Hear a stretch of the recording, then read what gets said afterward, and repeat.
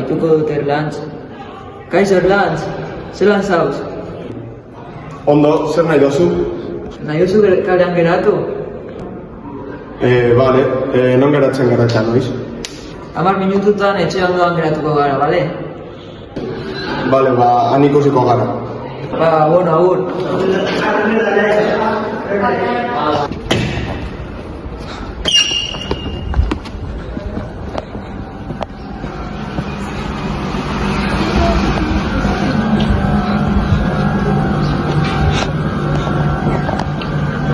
Hombre.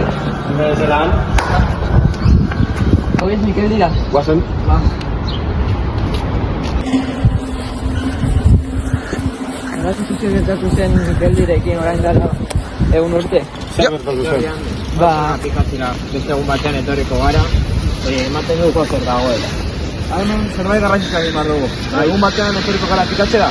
Bai. Bueno, Ondo dago, nik uste.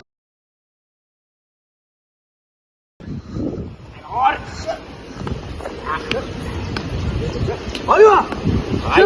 Hemen zuzer gogorra dago. Hartuko! Bai, Zer den hau? txarri bat. Zer da hau ba? Txarri bat. Zer izango Mikel diren txerria? Bai. Gamar gara investigatxera liburutegira? Bai. Ba goiez? Bai.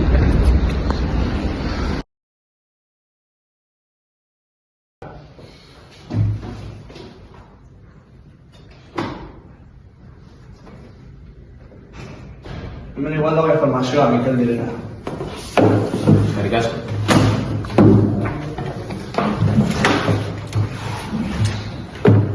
Kota. Etorri, hemen informazioa dago. Zeri buruz? Mikel direna, non zen eta bere mitologiaren buruz. Egia da. Esaten du... Mikeldi oso garrantzitsua zen Durangoko kulturan. Asko maite zituen naturaltasuna eta animaliak. Hauek gehiena.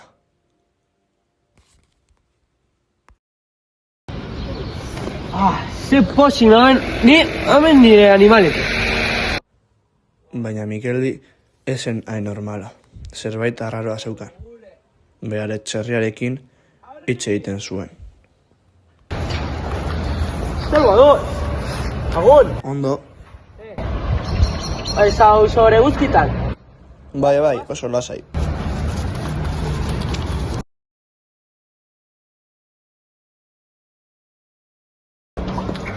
Kaixo, Durangoko udala? Bai, ni Durangoko alkatea naz. Nor zara, ba? Bilboko museokoak gara eta... Bilboko museoa. Oso pozik zuek nitzegeetegatik. Zer nahi duzue? Durangoko Mikeldiko txerria gure izan jartzeko da. Bueno, vale, hartu dezakezue, baina kontu zibile, mesedez, oso garrantzitsua da guretzat. Orduen hau ez da egiazkoa, ez da? Ez hau ez da egia. Benetazkoa Bilboko museoan dago. Orduen etxera gola, oin hotxe egiten dago. Vale, goie. Orduan historia gustatu zaizu? Claro, oso interesgarria izan da. Bueno, beste bat batean ikusiko gara.